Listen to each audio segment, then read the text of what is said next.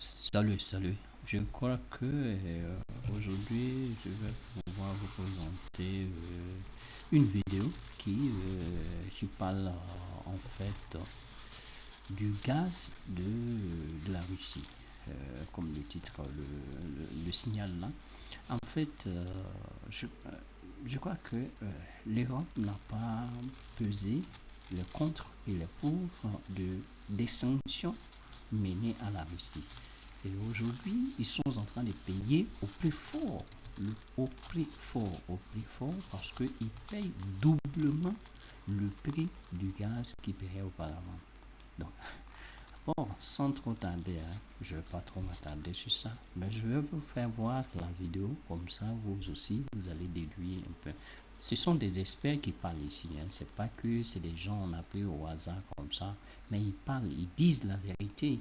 Ils disent la vérité parce qu'aujourd'hui, la Russie en profite au maximum de cette guerre-là. Mais la Russie n'a pas voulu cette guerre. C'est l'OTAN qui a voulu cette guerre. C'est l'OTAN qui a engagé cette guerre-là. Parce que vous savez l'histoire. Je ne vais pas vous rappeler ça. Donc, si on se rappelle de ça, je crois que l'OTAN n'aurait pas dû engager ces hostilités parce que ça ne fait profiter à personne d'autre que la Russie. Parce que l'Europe dépend de la Russie. L'Europe dépend de la Russie. Aujourd'hui, qu'ils ont sanctionné la Russie, mais qu'est-ce que l'Europe fait? Prenons le cas de la France. La France a été parmi celles qui ont, qui ont levé le doigt à sanctionner la Russie. Aujourd'hui, derrière le public, derrière l'opinion publique, je peux dire derrière euh, la France traite encore avec la Russie. Pendant ce temps, sur les médias, sur tous les plateaux, sur toutes les télévisions internationales, la France dit avoir sanctionné la Russie et sanctionne. Mais dans le fond, ils ont sanctionné la Russie sur certaines matières premières et d'autres matières premières, ils n'ont pas sanctionné. Par exemple, le gaz, ils n'ont pas sanctionné. Le pétrole, si. D'autres encore, si. Et les matières premières que la France utilise, tout vient de, comment on appelle ça, de la Russie. Écoutez regardez la vidéo et puis bon, on va en débattre.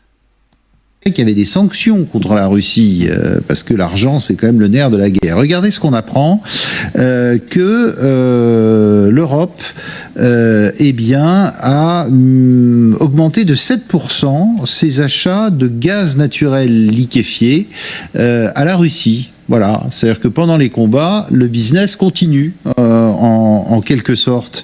Alexandre Kateb, bonsoir, merci d'être avec nous. Vous êtes économiste, fondateur du site Multipolarity Report, professeur d'économie et de finance internationale à Sciences Po Paris.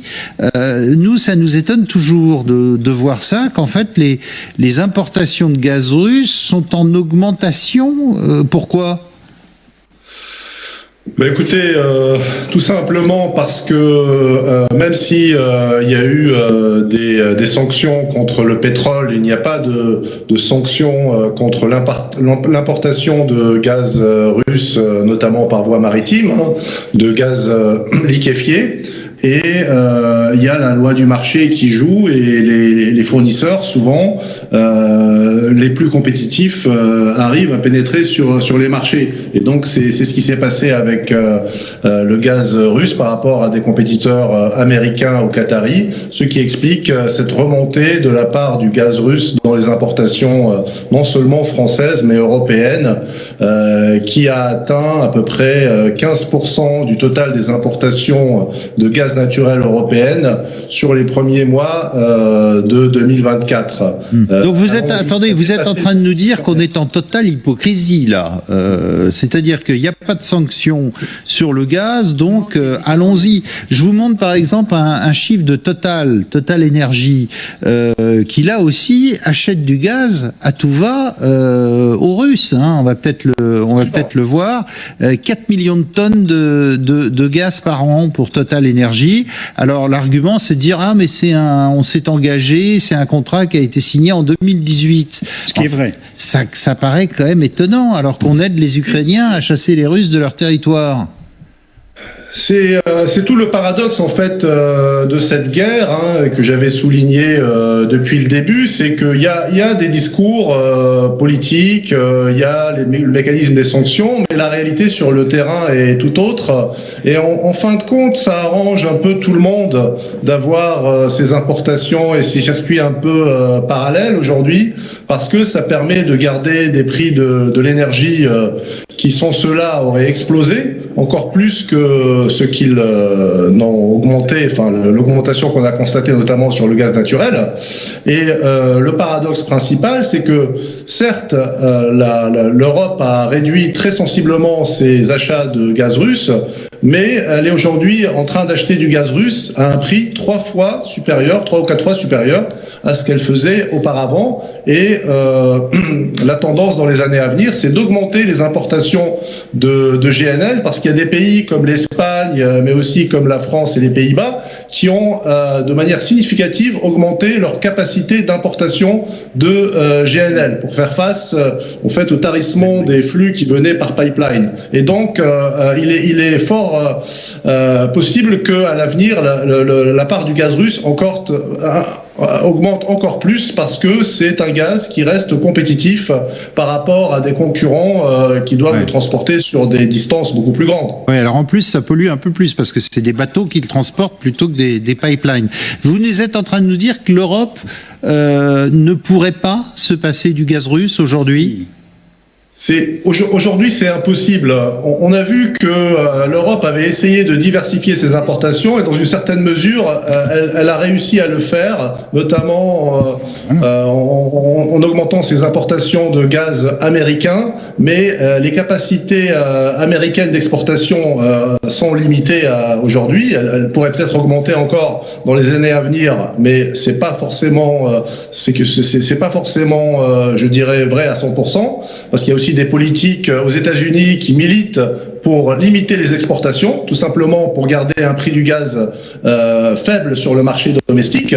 Et donc la solidarité à un moment s'arrête quand les intérêts économiques des uns et des autres sont mis en jeu, ce qui se passe aujourd'hui aux États-Unis et ce qui pourrait se passer aussi avec d'autres pays comme le Japon. Avec le Japon, il y a un mécanisme de coordination qui s'est mis en place, mais là aussi on atteint les limites de ce mécanisme de coordination, parce que le Japon finalement reste engagé aussi avec la Russie, notamment à travers le champ de Sakhaline, qui est un immense gisement de gaz, et que le Japon exploite avec la Russie et qu'il continuera d'exploiter à l'avenir. Et les affaires continuent. Sylvie Berman. Oui, la réalité, c'est qu'on a encore besoin de gaz, et effectivement, on l'importe de Russie. Je rappelle, on évoquait Total tout à l'heure, que tout cela vient de la péninsule de Yamal, et c'est Total qui l'a construit avec Novatek. Donc effectivement, il y a des contrats, et ce n'est pas très étonnant. Alors, les Américains sont aujourd'hui... Dans le même temps, pardonnez-moi, mais une entreprise, par exemple, comme Renault, a fichu le camp de Russie du jour au lendemain, en perdant des milliards. Elle était, je crois, en co-entreprise avec Ladda, et ils sont partis du jour au lendemain, ils ont tout perdu. Mais alors Total a renoncé à ses projets nouveaux, mais il y a un certain nombre d'accords qui avaient été passés, et encore une fois, la France avait besoin de ce gaz, hein. C'est pas simplement pour aider la Russie. Et par ailleurs, bon, les Américains sont évidemment autosuffisants en matière de gaz et sont maintenant exportateurs. En revanche, ils importent 20% de leur uranium de Russie. Donc à partir du moment où ils ont besoin d'énergie, eh bien, il n'y a pas de sanctions. Bon, après, je voudrais quand même vous rassurer un tout petit peu. Les sanctions marchent quand même, parce que je vous rappelle que Gazprom, pour la première fois, est une entreprise déficitaire cette année. C'est une entreprise qui a perdu énormément de marché. Il a perdu quand même le marché européen, qui était de 155 milliards de mètres cubes. Et donc là, avec regardez les pertes records de avec ces exportations, ils n'arrivent pas quand même au même volume. Par rapport à l'interdiction du gaz, si il y a les sanctions qui, contrairement à ce qui a été dit, il y a les sanctions sur le gaz qui existent, parce qu'il y a par exemple le projet que les Russes avaient dans la mer Arctique avec les Chinois, qui a été arrêté justement parce que les Américains ont fait la pression, et donc justement le projet avec Novatek, mais il y a ça s'arrête, ça reprend, ça s'arrête, ça reprend, mais il y a autre chose aussi. Vous voulez encore plus d'hypocrisie ? Allons-y. Oui, allons-y. Tant qu'on y est. Vous savez, le gaz, le pipeline là de Souja, sur quel territoire il va après ? C'est sur l'Ukraine. Ouais. En Ukraine. Sur le territoire ukrainien. Oui, et qu'ils le laissent passer. Et donc, les Ukrainiens ont laissé le transit pendant toute la guerre en Ukraine, ont laissé le transit. Ça fait 3 semaines où ils ont annoncé à la Hongrie et à l'Autriche et à un certain nombre d'autres pays européens qu'ils coupaient ce robinet, mais non pas pour couper le robinet, mais parce qu'il y a les sanctions contre Lukoil.